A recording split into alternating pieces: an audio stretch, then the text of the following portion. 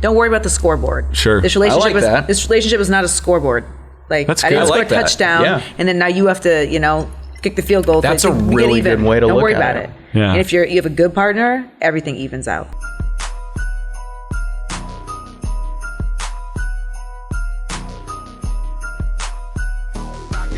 But then, women are all like, who are your doctors? But they do it in a DM because they're too afraid to say it publicly, which is like, I don't understand why people are still shamed. I guess when people think of plastic surgery, they think of Joan Rivers, right? And bad plastic surgery. Think of the bad ones. They don't think of people who just look refreshed. That's the same with tattoos. She was unbelievable. That's the same with tattoos, though, because there's a lot of people with shitty, horrible, awful tattoos that were done in a garage, and then you have some that were done by professionals, by artists, and so that's why there's stigma behind that. So it can relate to the surgery thing as well. Yeah.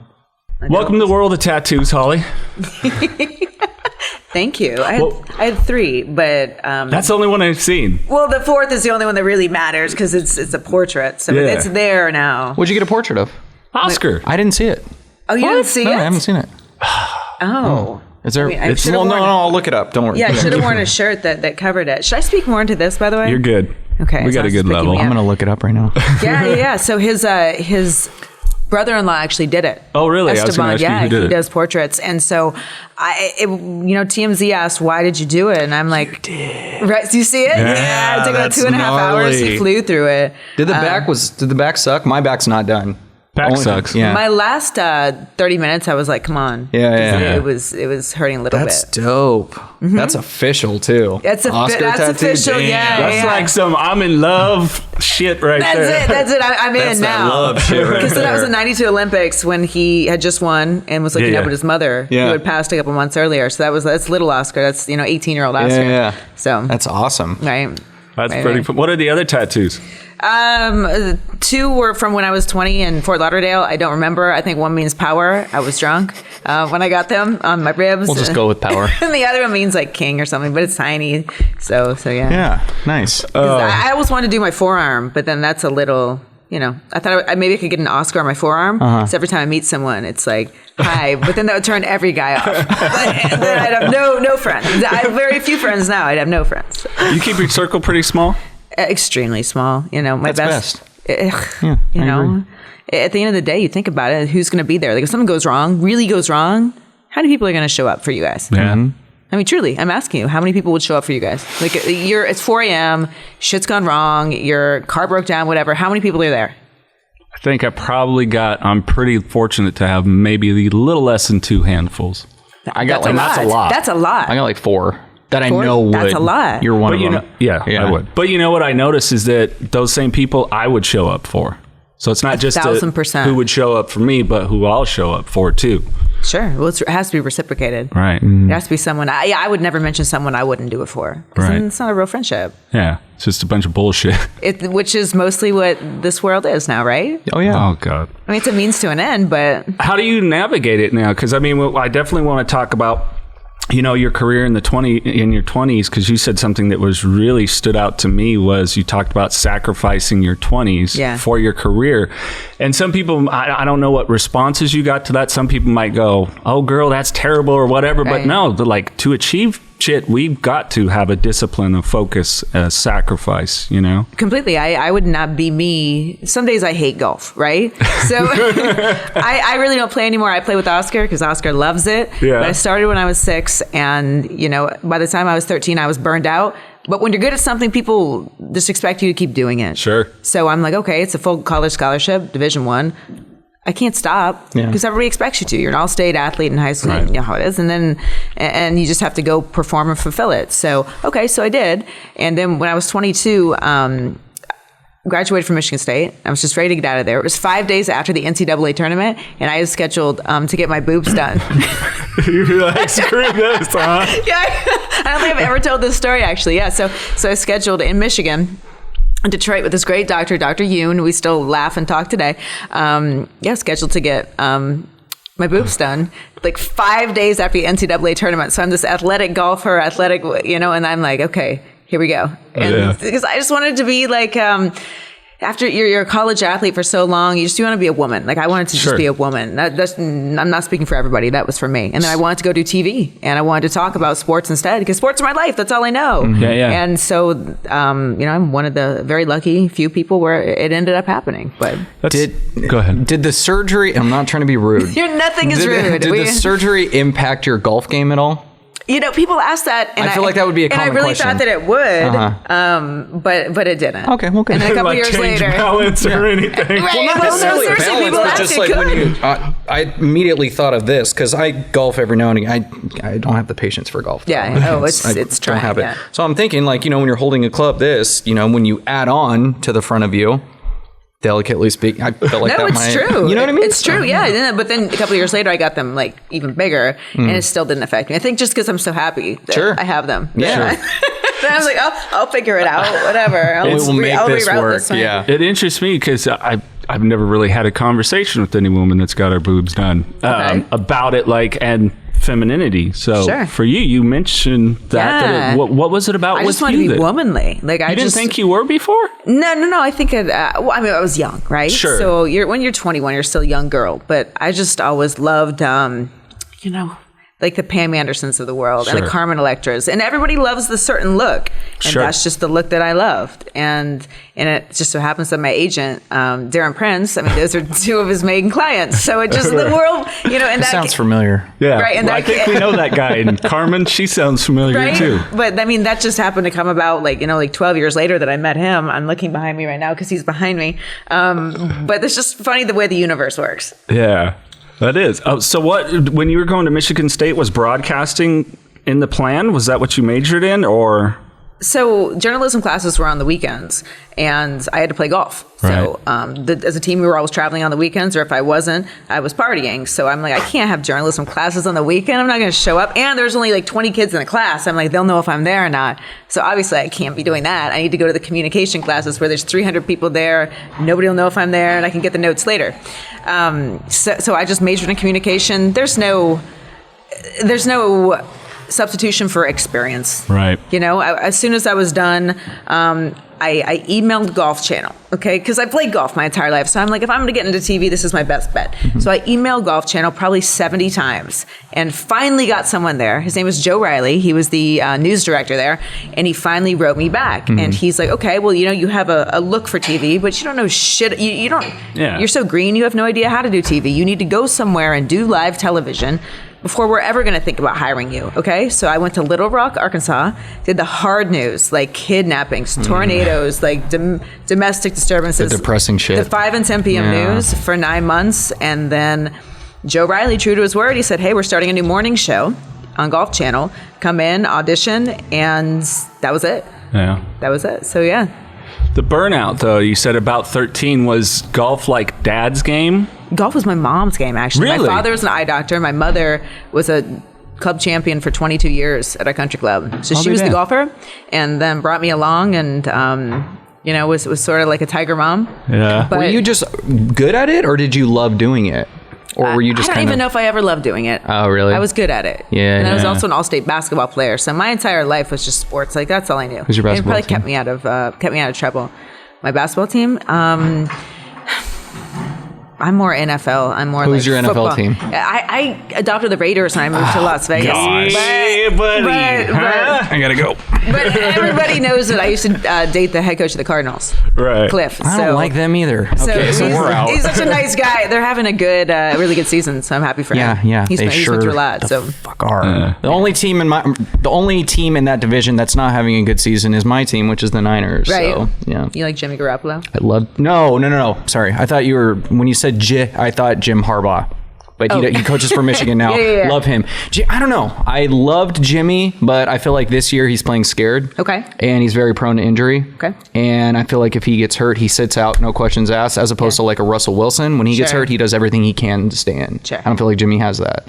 So I kind of want to see where Trey Lance goes now. Okay. But it's enough about the Niners. We'll get back to you. Benefit of being a Raiders fan is much like everything in my life. I have no expectations. Correct, right? Yeah. I just leave I'm not even going to comment on that. Coach gets fired halfway through the season, there's drama with the players. But like, it's in Las Vegas. Did nobody see that coming? I don't know. I agree. But here's my thing. I don't know how Vegas has not had every single sports team for 30 years. Right. It's Las Vegas. Like they're talking about getting the NBA team together. Like how's Vegas not had every single sports team professionally? I guess they just didn't really need it. They have enough money coming through there. I mean, there's always more to be made, but maybe that just wasn't on their mind because we have a buttload of casinos. Yeah. I just think it's a gambling issue probably, but no MLB, no NBA. And let me just clear this up real quick. It was a matter of time, meaning that any football team that went there would have gotten in trouble, not necessarily the Raiders. I just mean any team, because you're getting handed millions of dollars in Sin City to these kids who are going into the NFL. Kids, I mean like 19, 20, 21. Yeah. So it's like, it's unfortunate what happened with the Raiders player in Las Vegas, but it's like you knew some kind of trouble was going to happen with a team there. Well, I did. Well, I think that these guys, that like you said, like these are young kids. Yeah. These are first round draft picks. They're still Handed 21 or 22 years old. $millions. It's going to happen anywhere. Anywhere there's a highway with a casino or a strip club, and that's everywhere. Yeah, for sure. I mean, that's even in Buffalo, which I think will be strip clubs, the hardest place to go. The hardest place to go play, because think of the NFL. You get drafted by Miami or San Francisco or LA. Done. It's a wrap. Let's party. You could get drafted by Green Bay. Yeah. Or Buffalo and have a very different time. I think it's any of those, any people, depending on especially, your background, and a lot of people that end up in sports, and you've probably seen it with your broadcasting career and overall and just your life and the interpersonal relationships. They're not prepared to come into that. Sure. And they oftentimes have a lot of yes people around, as opposed to people who are like, hey, I really care about you, as opposed to, you're making me money. Yeah. And I'm sure that you probably went through a very similar situation, I would think, with your career. Sure. And I mean, after doing that for 10 years and seeing everybody, what do they say in the NFL? You've got like 4 years. What's the average career? I think it's 4 years. I think it depends on your position, but it's usually is it 4 or 5 years? Something 4 or 5 like that? years, and your first contract is, everybody knows it's not going to pay you crazy money. No. But by the time they get it, many don't even understand they have to pay taxes on it. Because you're on the rookie contract, and that's less than $1 million. That's what, it's 500, 600 maybe. Yeah. You have to prove yourself first. Then you get the contract. And by the time they get it, that money's already spent. Got mom, dad. All your homies on the cell phone Uncle bill. Tom, whoever it is, Uncle Rob, Uncle whatever, and and suddenly it's gone. Because once you get the contract, then you get the khakis, and then you get the girls. Yeah, exactly. That's right. Yeah. But I also have experience. My boyfriend is one of the athletes who did it right. It's a familiar name, no? Yeah, Oscar. So he did it right. I think I've seen a few of him do a couple of things. I don't know.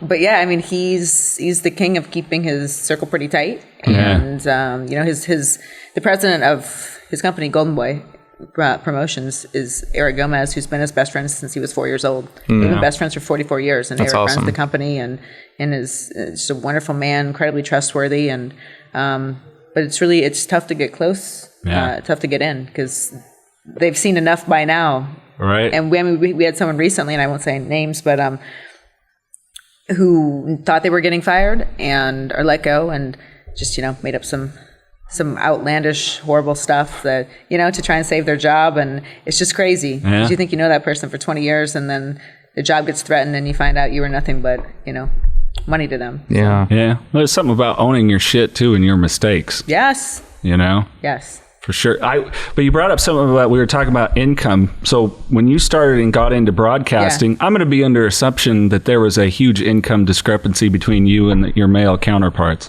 Here's the thing, like in TV, the one thing you don't discuss with everybody else is like how much you're making. Like Sure. None of us in the office, for whatever reason, that was always something like I would never lean over to Colin Cowherd or anybody, that I'm working with and be like, how much you make? You just didn't talk about it. You ever been curious though? Yeah, well, you find out through the grapevine, just when the really big contracts come down, you know what I mean? Sure, the Stephen A. Smiths or whatever. Mm-hmm. But, at Golf Channel and NBC, they're kind of notorious for working you a lot and not paying you that much. Yeah. So that was kind of my thing when Fox came calling. One, I get to live in LA. Two, this is a much better deal. It's a much better lifestyle. I'm not working 7 days a week in Orlando, Florida. And I get to do the NFL, and they're giving me a lot more money. So that has a lot to do with it. Plus, your worth, Yeah. I was doing 3 shows for them, and they were all rating very well. And, they still were getting me very, very cheap, like when I was 23, 24. So I don't know as compared to my male counterparts what it was, but I know that it was too low for the work that I was putting in, for sure. Where you are now may not be where you came from. The choices you make today may spiral out of control or spin you in the right direction. Discover a riveting, true story of how Carlos Vieira nearly destroyed his life and lived to tell about it. Stand up, stand firm, believe, make it happen, and live through the madness. Knocking doors down along the way. And don't miss others telling their powerful stories on our podcast. Visit kddmediacompany.com. I think it's maybe interesting to, and especially for our audience that is struggling with, addiction or getting on the other side of it or doing the work. What kind of work, once you had that career, were you doing to improve your skill sets while on camera?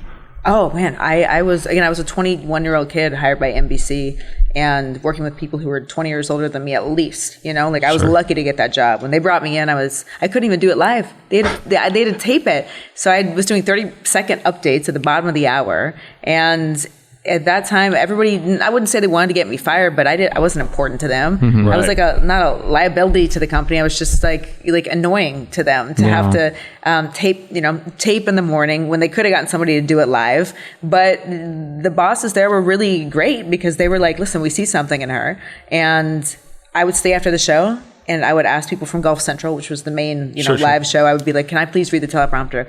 Can I please, I wasn't afraid to make mistakes or ask questions. And I would stay after, I would come in, our call time was 3 a.m. I would get in at 1 sometimes and write all my own stuff. And just, because when a producer writes it, as you know, it comes out different when you're reading something that someone else writes. I wanted to write it myself, and I worked really fucking hard. So it wasn't easy, but I think it took about 300 shows is what I would say. 300 shows for me to be able to host the show on my own in a really in the way that I wanted to host a 2-hour live morning show on my own. They finally allowed me to do it, and then it was off to the races. Yeah. But I needed to make sure I was ready for that. So yeah. Well, it does. It takes years of preparedness. It's funny. We kind of run into, because I had a 20-year radio career prior to this, and people man, overnight success, motherfucker, I've been doing radio and acting and TV for 20 years. Right. So I think it's a good thing to point that out to people that any of this stuff that we want to achieve, it's going to take work, and it's the work off the clock is incredibly important. Shit, yeah. We had interns that would come in for the summer, and I would know who wanted to succeed, or who would succeed, immediately, because I would say, what do you want to do? And they'd say, well, I want to be on camera, of course. And so I'm like, okay, well, why don't we go read a little bit? The teleprompter's way harder than they ever think it's going to be, number one. And then they were like, okay, well, what time do you get up in the morning? What time do you get in? The show starts at 7 a.m. Eastern. They think that we would just show up at 6:30, get some makeup, and go. I'm like, I get in at 1, know? And they're like, oh, well, 2 weeks later, they're gone. They're not interested anymore. Whoa. Correct. They're not interested anymore. But you mentioned earlier, I gave up all of my 20s for that. I lived 2 minutes away from Golf Channel, 3 minutes away from Golf Channel in Orlando, and I was there all the time. I get in at 2 a.m. and then sometimes we'd walk in, and the European tour would be, in a rain delay or whatever, and they'd say, hey, the show's getting extended to 11 today. Okay, I'm doing a 4-hour fucking show. What am I going to talk about for 4 hours? Luckily I had 2 great co-hosts who we could go on about and make something of nothing forever. But it's a talent to make something out of nothing and make it interesting and something people want to see for 4 hours when there's no golf even going on yet. So I learned a lot, and then after that, I would stay and do an instructional show. We'd tape another show, and then the next day I'd fly out to go tape. It's called Playing Lessons with the Pros, which is very cool. So we get a top 20 player in the world, and I play 9 holes with them at their course.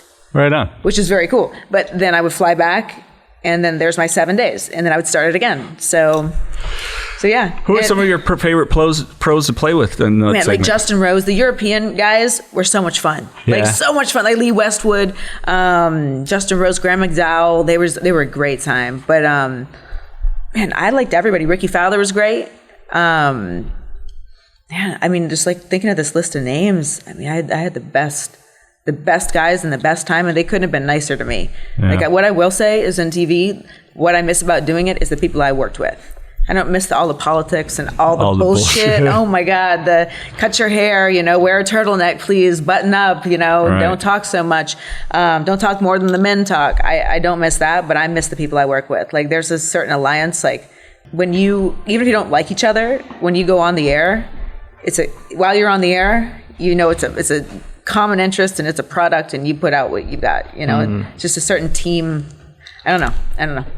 But that's pretty interesting, because I know that I've been through it. I'm sure Mikey's been through it. But people sometimes, this coworker of mine, and I just don't like them. It's like, you don't have to like them. If we're not hanging out afterwards. Yeah. Are they a good worker? That's it. Are we getting the job done? That's it. Sometimes it's about efficiency and the aim at the product or whatever it is. And I don't give a fuck if you don't like me.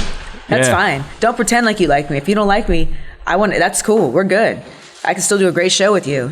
I can still bring the best out of you when we need to be on fake TV. I don't give a fuck if you don't like me otherwise. That's all right. Don't worry about it. Well, we were talking about that before camera rolls. I was talking about my greatest defect being a people pleaser, and you're like, oh, fuck that. I'm not in the opposite direction. Oh my God, that's 10 exits back. Yeah. So, but I do understand that, and I wish I had a little bit more of that in me. Because like Oscar's he's such a good man, a nice guy. And there's not a better celebrity in the world, more patient. Mm-hmm. Like, I mean, still, it's 30 years later. He's been retired for 13 years. Right. And everywhere we go, he's mobbed. And I'm too young. I never saw his fights. Sure. So I'm now just asking if we can go on YouTube and watch them, because I'm trying to learn why people think he's such a big deal. Because I never saw any of it. I met Oscar in June, at a Golden Boy event when he's, retired promoter, fun guy. Yeah. And business guy. And so I don't know any of this. And it just, every day when people, grown men are like at dinner, and they're like, oh my God. And I'm like, why do people treat you like this? And so Darren's gone now. He would have chimed in. But I don't even know where I'm going with this. Oh, people pleasing. He's so patient and so wonderful with fans. Sure. And I'm the one who's always like, we're eating dinner. Like, can you please, fuck off? And I can't do that because he's so, that's why he is who he is. Sure. And why he's the golden boy. But I wish I were a little more like you and like him, and with patience. Yeah, I think there's a difference between the people pleasing and patience. I've definitely noticed I've acquired a lot more patience, but mine would be, when I talk about people pleasing like that, I will, at a sacrifice of myself, my personality, my comfort, do something to please you, thinking that'll make everything copacetic, when in reality it doesn't. It just fucks shit up more. Correct. Got a lot more patience than me. That's right. Yeah, I want to hear about you. I've had to. You know what? And I of course, podcast, I tout my sobriety, but working the fucking steps has helped, and having a good sponsor, because otherwise when I was drinking, I had no patience. Matter of fact, my patience was pushed before you could even go there. That's it, right? Oh yeah. You're already not, like, I don't even know what it is that triggers us. Yeah. Like, what is it? Like, is it just like right now? I mean, there's a lot of social media triggers too, because like my Instagram comes to the front of my phone. Like, I mean, I'll show you. Like, it comes to the front of my phone, so I can see somebody wrote yum. What else is there here? You always look amazing. I'm surprised you have your notifications on.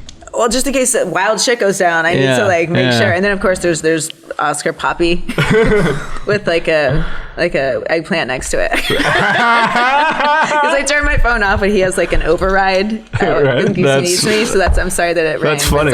My girlfriend calls me Big Poppy. So, there you go. Yeah, she's a little tiny thing. Oh yeah. But yeah, you have a great sense of humor on it. I mean, even somebody asked you how Oscar was in bed, and you're like something like, he's a champ for a reason. Right, or something. like, don't try me, right? Like, what do you expect me to say? Somebody asked who my celebrity crush was back in the day. Like, do you think I'm going to pick someone good looking and like disrespect Oscar? Like, I picked like Weird Al Yankovic. I thought you were serious. I was like, that's awesome. No. That's a perfect answer too. I didn't actually have like the hots for him. But anyhow, so where I'm going with this is that like the Instagram comes to the front of my phone. So like mental health wise, you look down and you see somebody say, you're a whore, you're, just something that's A, factually incorrect, 2, just like hurtful. And you look down and you see it and you're like, as thick of a skin as I have, still you see it, and you see it 15 times a day or whatever, and it just wears at you, and then suddenly... Well, you're human. Sure. You know what I mean? Thick skin, but... It's not even that it hurts my feelings, it's that I'm like, I go to the root of it, and I'm like, who in the fuck would write something like this? Like, what kind of, like... Because I don't like people who are intentionally hurtful to other people. That's the one thing I don't like. If I think that if I know that you're being mean and you're calculated in being mean, accidents happen. People make mistakes. People say shit that they shouldn't. But if you're trying to hurt somebody else, like, I'm going to ruin your life because I don't like people who are intentionally hurtful. You got a little vengeful streak in you, huh? But like, I can stand up for myself. But when I see people hurting other people that I know are really impacted by it, like, I can handle whatever. But like young kids, I don't, like adults going after them on Instagram from a fake account. Like, I think that's just sick. Yeah. That's interesting you bring that up because my daughter, she's 12, she's having some struggles, and I'm a big motorsports fan. Lewis Hamilton is like, I just adore the man. And, you know, him, as I shared with my daughter, him as a little kid go-karting, he was beating these other kids, and those kids' parents were bullying him as a little kid. And it's like, that's gross. What the fuck is wrong with you that you would do that to a child? Right. You know? That's the stuff I'm talking about. Yeah. Like, that is what happened to you to make you like that, to pick on other people like that. Live your life. Did you do any therapy work to kind of get this thicker skin about these things, or what is it that you've done to... when I started Golf Channel, it was 2011, 2010, and that's kind of when Twitter was first coming out and it was popular. Nobody really knew how to use it yet on my end. But I remember a dentist wrote me and said, you know, your bottom teeth are really jacked up. I could fix them for you. And that was kind of my first, and I was 21, and that was kind of my first experience with someone saying something to me that I was like, why would you, that was unsolicited. Like, why would you say that? And then of course it just gets crazier from there because you're on national TV. Yeah. So, you know, you just kind of learn, I guess. And I guess I understand the human aspect of it and why jealous people say what they say, or why, you know, I understand haters, but a lot of people don't. Yeah. I understand haters. I get it. Yeah, I get it too. Yeah. Like, you're seeing somebody else do well, so you got to say something to belittle them. Yeah. It's not how they, and we talked about this. Yeah. It's not how they feel about you. It's how they feel about themselves. Sure. And if you're getting haters, take it as a compliment, because you're at the point in your life where you're getting haters now. That's a good thing. Sure. So I agree. You've helped me with that. So that's something with me, what separates me from him. You said you wanted to hear about it. So with that being said, Jason, you know, we'll see something, you know, a negative comment, or we'll get something, and Jason, you'll kind of be like, oh, well, maybe they were coming from a point. And I'm like, no, fuck that. I don't give a shit what point they were fucking coming from. Fuck this. I'm responding. I'm going to respond. And you're like, no, we have to do this. I'm like, fuck them and fuck their stupid ass computer. Whereas I'm the guy. And then that makes it even worse, because then they get what they want, and then everybody else piles on. So it's okay, but it makes me feel better. You know what I did? Because I said something. Well, here's the thing. But we got to be careful with that too now, because no, not because of hurting people's feelings, but because Instagram. Because Instagram, I called someone a twat because they told me that I look like I was, I don't even know what they said, something about a hooker, and I was like, don't be a twat. And Instagram violated me for it. So I get penalized for it. Well, because you had a bigger following than them. You were right, but it was, you know, it means people reported that, which then that makes me angry, because I'm like, who would take time to report that? But I just got to remember. The person you called the twat. Right. But it would take way more than that for Instagram. But anyways, so now I can't even call anybody names. But so I can't even stand up for myself. I get what you're saying as far as like responding and you're giving them what they wanted. Yes. I get that. Sometimes it's best to just say nothing. Just leave it alone. Because they want that reaction. So if, like the YouTube, for example, YouTube comments, I don't read them. Yeah. Jason doesn't read them. We don't read them. Yeah, because for me, it was like, to play off of what he was saying, I'd be like, man, something's probably really going on in their life. Maybe I should reach out and just ask, like, hey, Bob, or what's going on? I mean, to really put like this kind of like hate towards us, you know, it's like, you know, do you need some help? And he's like, dude, they didn't ask for help. Don't be the hero. Exactly. And, if they want to help, then we'll help. Well, we're here to offer help to anybody who wants help. But if you're going to be a dick, then I'm not going to help, and I'm not going to let him help either. I will strongly advise that he does not. He's my little brother that's like my big brother. Yeah, but you're good people. I mean, you want to see the good in people. That's good. That's good. Exactly. If you don't like it, then just move on. YouTube's got a million other videos you can go see. But it's just, you know, people, and half the time it's from like a fake account anyways, where it's just like, it's just dead. Or it's a guy with a bunch of skateboards or something that he created, and it was just, fake. Or another woman that does that. I get a lot of women. Oh, I from bet. Male accounts. Yeah, girls are mean to each other, man. Gosh, really girls are mean. I don't even understand it. It's like we all do something different. Jealousy. Yeah, but it's like I would assume we all look different. We all do different stuff. We all have different goals. We don't all like the same guys. Yeah. We all don't receive and give love in the same way. Yankovic is an acquired taste. The interesting thing on Instagram though is when I get a boyfriend, the females are all like way nicer to me, and I get a lot more female like DMs and messages and this and that. But my guys, yes, exactly. Oh, you look so beautiful, because then I don't want their boyfriend. It's like, well, I didn't want your boyfriend to begin with. Right. But anyhow, okay, great. So we're bonding. Females are bonding. Yeah. But then the men hate me now. Sure. So it's such a double-edged sword. But like, I'm always somebody who wants to give. But you get it though. Yeah, I get it. Yeah. I want to elevate my partner. Like, I'm somebody who sees it as disrespectful. Say I were to like hide that I'm with Oscar. I told Oscar like we shouldn't take photos because, you know, I would feel far worse doing that to him. Yeah. I'll take the heat from whatever you know, people are you know, wanting to throw at me because I'm in a relationship, because I value him and respect him more than whatever. So this goes back to what we were talking about. At the end of the day, who's there at the end of the day? That's right. None of these people out there. None of that. And these guys that are hating is like, look, I wasn't going to date you either, motherfucker. That's exactly right. But I'm saying, like, you talk about like taking the heat, like, take it for the right reason. You know what I mean? Like, you know, you got to put yourself out there. You have to expect that it's going to come back. Yeah. Were you talking, you brought up, God, I forget how you phrased it, but the interesting thing about trust and, you know, younger, you were what, 25, 26, you said you went through a divorce? Yeah, so I got married when I was like 23 to my much older co-host, who was just, you know, mentally ill, just not, you know, sociopath, narcissist. Yeah. And, again, 22 years older than I was, and just got into a bad situation. I'm a kid, had to figure it out for myself, and, you know, divorced him, and it cost me a lot of money and stuff, you know, and a lot of, you know, going to court, but it's emotional. And, and before he was on TV, he was actually a divorce attorney. So I divorced a divorce attorney. Right. I know, it's everybody says. So it took a long time, way longer than it should have. We should have been able to be done in 3 days. You take this, I take that, and that's it. That's so I'm assuming he didn't want the divorce. We didn't have children. No, he did not. And was very angry at me for all of that. And he wanted everything, I'm guessing. Which there wasn't even that much. Like, I was a kid, and there was no prenup, and we had no children. Yeah. So let's just go.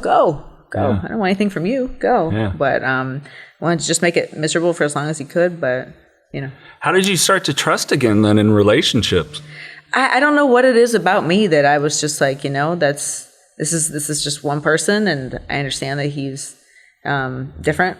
And then after that, I've had a string of the most wonderful human beings. Like, I couldn't ask for better boyfriends. Like the people that I've been with in the past, you know, 10 years, I couldn't have asked for nicer human beings. And I think some people misunderstand that about the ending of relationships, is sometimes they just end. It doesn't mean that it you know, either people are bad people or some crazy fight. It's just like, this isn't going anywhere. Correct. Like, you know, say they take a different job or they move, especially like, I mean, the people I'm dating are high profile. They have their own career. They have their own ego and their own lives when you meet them. I like older guys. So I like people who are, you know, 41 to you know, in their 50s, whatever, and they've already got their routine, and they're already, you know what I mean? So you got to understand that. Most of them have been married or have children, and there's always us in our 30s. We don't know what the fuck we're doing. I have no idea what the fuck I'm doing. You guys are mature. You've been through a lot. Well, my girlfriend and I were 16 years apart, so you know, same kind of thing. Yeah, you know, but she's the mature one, not me. Yeah, exactly. So like, exactly. But you've also been through shit. Like, you've been through experiences too. Yeah. Because that's my thing. If you haven't been through a divorce or you haven't been through some shit, like, I don't think you're a full human yet. You haven't gotten fired. You haven't got, you know what I mean? Like, you got to go through some shit in life to. So you kind of really value those battle wounds, so to speak. Oh, hell yeah. The people close to me, like, you know, my best friend in the world is my hairstylist. His name's Eric James, and he's gay and grew up in basically Green Bay, Wisconsin, where that was not, you know, a thing. And so, you know, he went through that emotionally, and, you know, finally moved out to LA and found himself, but that's not an easy road. So everybody around me has been through some shit. Darren Prince is very, you know, my agent is very open about his struggles with addiction Yeah. and his opioids and all of that. Go back in the archives, guys. See Yes. the interview with Darren. Yes, and he's open to helping other people and saving people and telling his story and how he functioned as a Hollywood agent while he was high as a kite, Yeah. and not feeling well about himself and his failed marriage and all that. So I just, if you're around me, you've got to be through some shit because that means you're real. I don't like nobody fake is Life is good. Everything's been fine for 45 years. Right. But if you're fake, you're gonna get laughed out of the room with all of us because all we do is make fun of ourselves. You know what I mean? Sure. Like we're all self-deprecating and we're like, oh man, I fucked that up. Well, okay, let's do better. Yeah. So I think you gotta have a sense of humor. I would have been gone long ago if I didn't have a sense of humor. That's how I get through everything. It's probably too much laughter. I try to make everything funny. That's probably my flaw. I agree, but but buddies of mine that that if it's hanging out with like my sober crew, they don't get it because our sense of humor is dark. Correct. Like, That's it's what like I mean. Yeah. it's like whatever. And Mikey's got some stories to himself, but dark humor. doing blow on the back of a dirty toilet and some guy knocks you over. You got your pants down your ankles, or or whatever. Right. It's and like we think that's funny. just we think It's fun. It is funny now. Right. it wasn't at the time. $100 Back just at the fell time, in the it toilet. was kind of disgusting. I'm a germaphobe now. I look back and it's just like dollar bills on her. Yeah. Yeah, it's just Is this the dollar bill you got on that stripper's G-string? Yeah, I think so. Oh, well, fuck it. Hey, fuck it. In that moment, it is what it is, right? What are you going to do? What was little Holly like? Because it sounds like you came from some pretty solid people. Because you got a good, I'm from Ohio. That's the whole thing now. Because I guess I'm with Oscar, and I look like I might be, Latina or Mexican. Everybody's like, "Oh, ¿cómo estás?" Like they start out with Spanish. I'm like, I'm from Ohio. What up, dude? I'm a white kid from Ohio. I don't know. I'm like, if you need help or something, I'll find someone. You know what I mean? Oh, ¿cómo estás? And I'm like, I don't know. You know. But anyhow, I grew up in Ohio. Columbus, Ohio. Doesn't get any more Midwest. Nice people, hard work, salt of the earth. My dad was an optometrist. My mother was a stay-at-home mom, and she was very tough. Very tough. Really? Very tough. So, that was it. And I just played sports all the time, and I was good in school. And then I was like, you know what? This is really boring. So finally I get to college, and I'm on my own. And then I'm like, oh, wow, I don't really have a schedule. Okay. Yeah. And so I'm just a curious, adventurous, free spirit. So was mom also in the military or something? What was the it toughness? felt like that. It felt like that. Like no music, no TV. What was the toughness? That always intrigues me because you seem to have an amazing discipline to yourself. I do. That with we judge people. We go this digital world, which it's its own different world, and we look and we think we know someone Oh, here's Holly. She's hot chick, and now she's out on a yacht because of her boyfriend. They don't understand what you came from. Right. And you've made your own money and made your own self-made, career. all of that. Yeah. Like, I don't know. Like when I say tough, like make 50 free throws before you're able to, go out and get ice cream. Oh, that kind of. Not like abusing me, but I mean, it was. Yeah, no, I get it. But it's emotional. Like. Yeah. But it almost calluses the mind a little bit. Correct. That's what it is. Which isn't a bad thing. Not a bad thing at all. No, I had a buddy who was that way. They got home, they had to do their homework, and their dad was like, after dinner, all right, you need to go out and do, I believe it was like 50 free throws. Yeah. And then get ready for bed. Yeah. Did that make you resent basketball?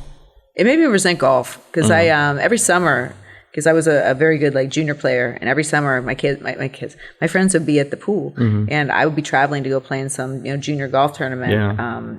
And I wouldn't be home ever, and I didn't get to be a kid. Yeah. So while I resented my mother for that and the game of golf for that, I also have to look at it as it gave me fucking everything I've got. I mean, to go to Golf Channel and to get that notoriety and the fame, and that was a stepping stone to everything I have. I would not be with Oscar. I wouldn't have had the relationships that I've had with the people I've had if I didn't first start out with golf. Yeah. So I have to, and over the years I have, I guess, reconciled with the game as much as I think that it stole my life from me and my time and my youth and my fun.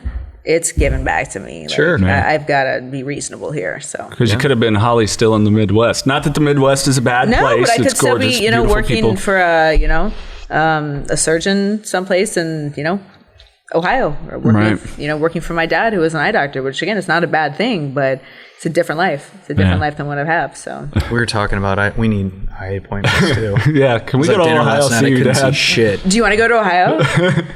No. No, you want to go to an Ohio State football game? Is what you want to do. I'd go to an Ohio State football game. Like Ohio. What the hell are we doing?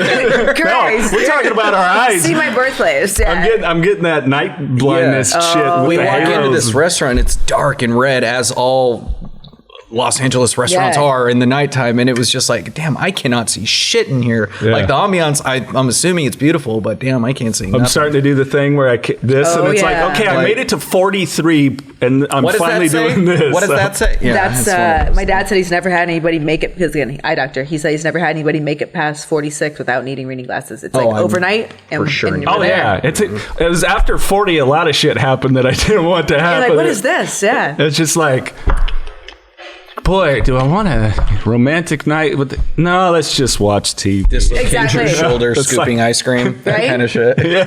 I wake up, throw your back out more than I do if I exercise or something physical. I wake up injured. Forget it. That's exactly right.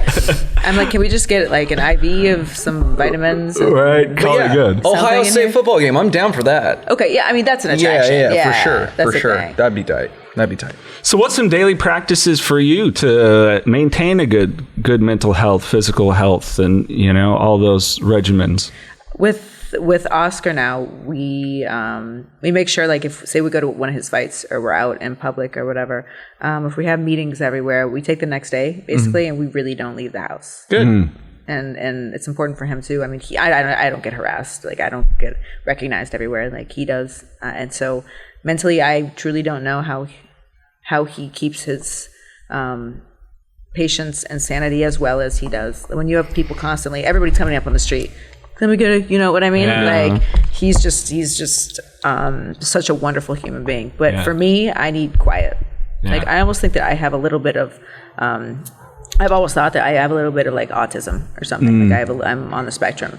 Like loud noises and crowded places and everything. Like I need to just not be around people. I have a little bit of like social anxiety, I would say. Yeah. Well, my son is interesting on the autism spectrum, and then I do pretty good. It's like weird. Like people think I'm an extrovert because of doing this, but I'm really an introvert. I can be extroverted because it's what my job requires, and I can go into a different mode. But otherwise, like I don't know how people could do that. Like Oscar could. I don't know how he does it.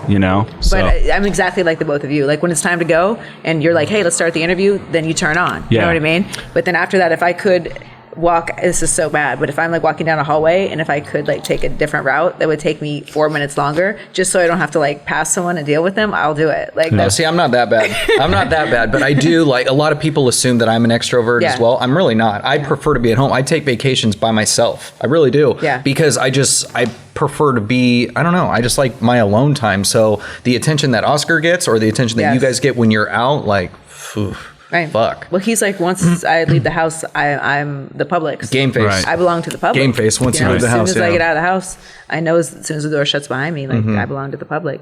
And I mean, for 30 years, I don't know how he does it without having any kind of breakdown, without having any kind of, I mean, he's a machine, and he's the nicest, kindest, most patient person I've ever met. So he really is therapeutic too. I mean, he's just always like, hey, whatever comes, we'll deal with it. Well, I'm glad you mentioned that, because I've started really to see in my life, and I'm sure Mikey has too, because he spends more time with me probably than he wishes to. Your work but being in a good place and in a good relationship, as opposed to, one of my biggest defects, toxic relationships, whatever reason, that people pleaser thing. But people don't realize how much being in a good relationship that has mental, emotional, and support physical intimacy just can really change your life, because you become a partner. And and I'm sure people maybe misunderstood that about your guys' relationship. Well, sure. They think, there's a 15-year age difference and he's a big star. And for whatever reason, until the end of time, I will be called a gold digger just because of... Fuck them. Because of, as long as you guys are happy, that's all that matters. But I can tell them I have my own money. I make my own money until I'm blue in the face, but they don't, it's like la, la, la, la, la. They would much rather think that there's... whatever. But you're right. I will say that one person changes your life. That's it. You get that right person. You get the right boyfriend or girlfriend. it changes your life. And you don't need that much after that. Yeah. I mean, it's nice to have other friends too, but you get that right person that's in your home with you, and you're, at least for me, I'm pretty good that way. Yeah. I'm pretty set. So I like having a partner. I like having a teammate. Yep. So let me ask you this. Yeah. Is there any tattoo appointments scheduled for him? So Get a young Holly, maybe? he was yeah. What would I be doing? Golfing? Yeah. Yeah. I don't, Why not? it's not With as the golf club or something? It's like 1/90th. Is there an iconic golf picture of you? No, fucking, I have nothing. Sure, there. I am nobody. But so the tattoo, he was like, "Do you want me to get something?" And I was like, "He's never had a tattoo. He's a golden boy. He doesn't have any? He's nothing. Grew up in East then, LA. yeah. He's like, I thought about getting one for 20 years, but never did." And I'm like, "Listen, it's not you. Yeah. He's just Oscar, you know." East LA. My mom grew up in East LA. Really? Mm-hmm. No, he's the hero. He's the East LA hero. The golden boy. He's a golden boy. Yes, it just wouldn't go with his image. So I'm like, don't worry about it, you know? That's good. You're not that kind of girlfriend. No, it's literally not like tit for I've had tat that kind of deal. girlfriend. It's not. But people do write me, and that's how I know if they're mature or not, or reasonable or not, because they're like, well, he didn't get one of you. He doesn't love you. I'm like, please. Because of this one act that you chose, you were coerced. Decision, yes. You were coerced. Yes, I was not. Yeah, it's not blink twice if you've been kidnapped. Yeah, But that's I did like, it you know what, myself. stranger, you're right. You know more about our relationship than But isn't that we funny do. though? Thank you. He doesn't love you. He won't get one of you. He doesn't love you. I'm like, this is why you don't have a good relationship or any of them at all. Oh, it's a total codependent mentality that if you look to someone else to fulfill you, you've already fucked up. Fuck that. Yeah. That's it. Yeah. And they can sense that too. People get scared of that, as you know. I mean, that's a scary thing. Oh, yeah. It is not somebody else's responsibility to make you happy. That's way too big of a burden to put on anybody. Yeah. How the fuck are you supposed to figure out how to make me happy? Right. It's not your responsibility. One of the things I used to get all the time was, I just wish you could read my mind. I can't read your fucking mind. Otherwise, if I could read your mind, I would be on a TV show making millions of dollars a year. Why do I want to do that? Mind. Your mind is a scary place, too. I don't want to read your mind, right? I can't read your unreasonability. I had a chick leave one time because I forgot guacamole after we got Chipotle. She got that mad and left, and I was like, let me lock the door behind you, because fuck that. Isn't that crazy? It's fucking nuts. So that's like the tit for tat thing. I ask you that because that's the kind of relationships I've been in where it's like, well, I did that, so why aren't you doing that? Yeah. I'm like, fuck. Okay. So I'm gonna Clooney it my whole life. Hey, I'll get married when I'm like 60. Yeah, like Derek Jeter it. He did whatever he wanted until he was ready to get married, and then did. Well, and it's I like the term Clooney better, though. Clooney's the shit. A little more suave. Clooney is it. But I call it the scoreboard. Don't worry about the scoreboard. Sure. This relationship is not a scoreboard. Like, that's I didn't score a that. touchdown, and then now you have to, kick the field goal. That's a really good way to Don't look worry at about it. Yeah. And if you have a good partner, everything evens out. I love that. I've never heard that before. I really haven't. 5150 is power. The power to overcome. The power to persevere. The power to set your life on a course for success. When you're faced with the challenges life throws at you, you focus and do what is needed to go beyond what is required. So stand up, stand firm, believe, make it happen, and live through the madness, knocking doors down along the way. We are 5150. Well, because you do because you want to do. That's not because it. of what you get out of it, because if what you're getting at, if you do something with the aim to get something out of it, you don't love that person. Correct. Right? It will backfire. Yeah. It truly will. I mean, I'm very big on whatever you put out there. I don't know where I stand on God and all of that. Like, my parents are Catholic, and they're, and I think that Catholicism is all based on guilt and making you feel guilty for what you do. And I'm not down with that. Sure. But It can be taught that way when you're younger to certain. Yeah, I get it. I could see that. I don't know where I stand on my relationship with all of that, but I do think that whatever you put out, it comes back. It may take too long for the bad people to get what's coming to them, but it really does. It always does. Yeah. It does. I truly believe that I was brought to Oscar because I always did right by everybody in my past. Mm-hmm. And no matter what, people would always say, you could have a bunch of guys and they could buy you a bunch of Birkins and you could go and then just get a different one after 6 months. And I was like, that's just not me. That's not what I'm, I'm not disrespectful. I'm not a user. I'm not, And then, by the way, what do you do after you collect all these Birkins and Chanel bags from these guys, and then you're unhappy and you're 50, what happens? Yeah. What happens? It's just stuff. It's just stuff. Yeah. I think one of the cool, powerful things we had on our previous one was a husband and wife were on together, and he was like, if I said to my wife, I want to move to, I think he even said Ohio, and open it. No offense. Yeah, no offense. No offense, but it would have been, what he meant by it was a total change of everything and what they do. You know, she's an actress and within the recovery community, and open a pizza place, she'd be like, okay, I'm on board. You know, and it's that partner thing. It is. We're watching Ozark right now. Oh, I love Ozark. Right? Where they leave Chicago, and then Wendy just kind of gets on board, and then they start, getting the paddle wheel, and they're like laundering all the money. Yeah. And she, she's cheating on him, Chicago, whatever. But somehow when things need to happen, like, is that person down for you or not? Yeah. I forgot about that. Remember that? It's such a good series. I finished it a long time ago. I think a new one's coming out. It is in January coming out, is what I heard. Mm-hmm. New season. But money and all the shit, it can go away. And it does. Everything else. Money is, it's fluid. It's here, it's gone. When it's gone, what happens? Yeah. Have you had any financial troubles throughout the career, or at least dips from one thing to the next? I've been very lucky to not be totally stupid with my money, and number one, at NBC, I was working way too hard to even go shopping, so I didn't even have time. You didn't have time to spend it. The divorce takes a bite out of everything. You're like, that really sucked, and for the person that was horrible, you know, and you get $1 million going toward that or whatever just to get out. You're like, okay, all right, that was a bad choice. But I look at that as I did the right thing by everybody, and so now I've been given just such wonderful people that make me like a whole human being. That's way more important than any kind of money. You know what I mean? Like Oscar just makes me a whole person. Yeah. The money he has is 70th on the list. Sure. The fact that he's really handsome is 10th on the list.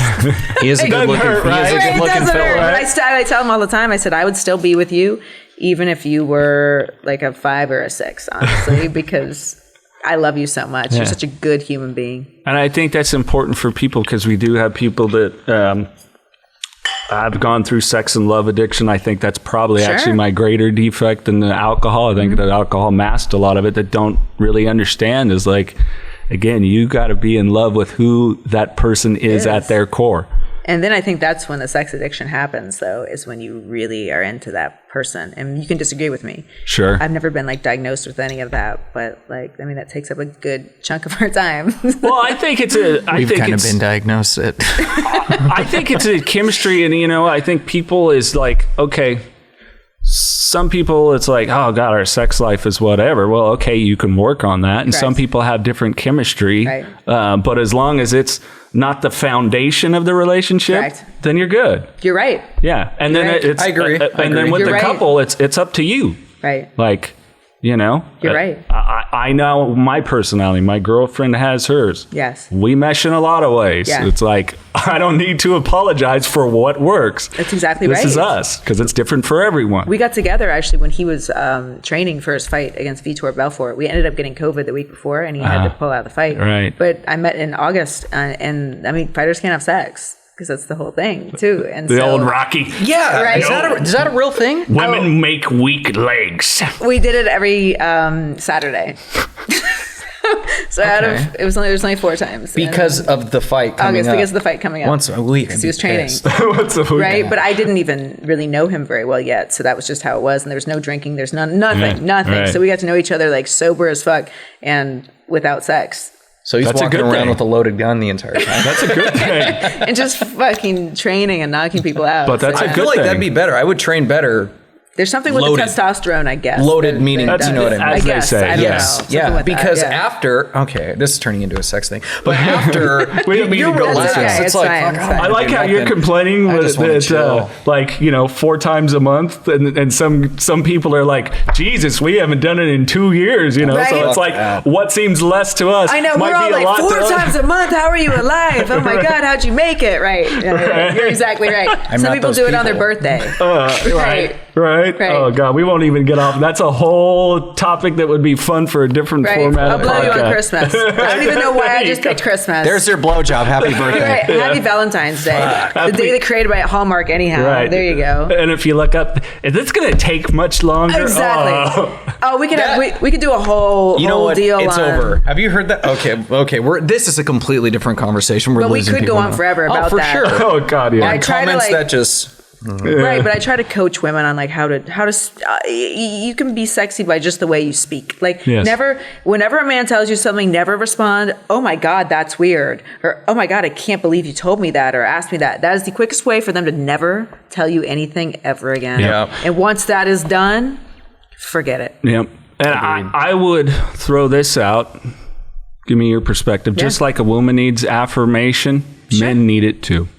Attention, we really do. Affirmation, affection, all of it. And I don't believe the opposites attract. Maybe they attract, but they last for 2 days. You've got to have common interests. I've never believed that either. You've got to like to do the same things. Spend your time the same way. I think the opposite part that works with relationships is where somebody might have a skill set that the other person doesn't. And so then it enhances the partnership. But I don't think opposites. I agree. Like you better have shared You interests. better be able to be friends because there's time. You're going to get old. Yep. Our looks are going to fade. You're going to get sick. You're not going to look. Yeah, you're not going to look a certain way. All that. That's why, like, he and I, from the beginning, I think people think all we do is like go out on a yacht and fuck. And literally, like the first month, I would put him to bed at 8:30 p.m. and I would drive back to Beverly Hills because that's where my place is. And I would drive back to Beverly Hills and then, come back in the morning whenever he would wake up.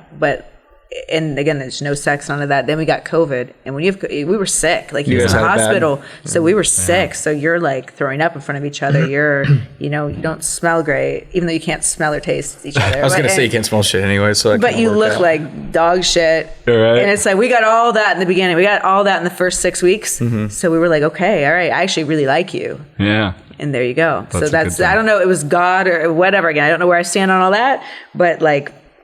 Somebody said, I'm going to take 2 pretty people and I'm going to make them unattractive and make them sick and then see if you guys are still standing. So, yeah, cool. But I agree with you. The foundation is... Yep. Yeah. All right, quick random questions and then we'll leave you with some final thoughts. Mikey, you're up first. If they were to make a movie about you, who would you cast to play you? Oh, I would die if it were Angelina Jolie because I think she's the most beautiful woman ever. So I love her. Yeah. Yes, beautiful, great actress. If you could have one superpower, what would it be? One superpower to, I want to say read someone's mind, but I don't want that at all. Actually, That'd be scary. That'd be stressful. One superpower to have like a handicap parking. Pass so that I never That's such an LA thing. That is a very LA answer. I can get you one of those. Right, I am Mexican, so we can find these. So I love that. Yeah. Be careful on that one. You never know. My superpower would actually be to recover from like lasers or like treatments or something like that in 5 minutes. There you go. That's what it would be. Are you a slow healer?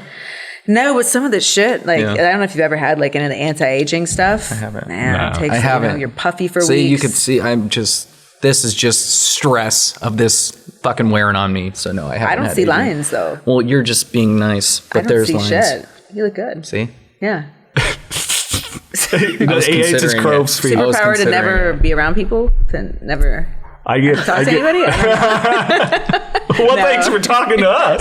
Because I know that I already can tell when I sat down that we were 3 of a kind. Right. So that's easy. If you could have dinner with anybody, living or not, anybody in the entire world, who would it be? My boyfriend.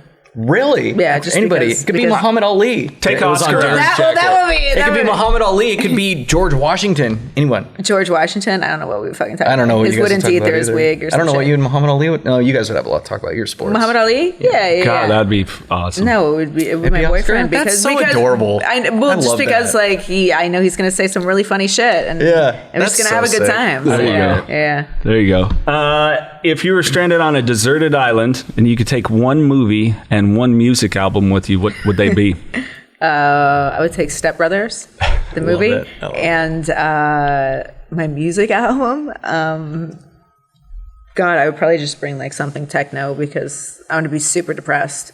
So Need something that you move your ass to, I need something to bring me up. Yeah. I smoked pot with John Hopkins. Johnny Hopkins. It was him and Sloan Kettering. You don't know a Johnny Hopkins.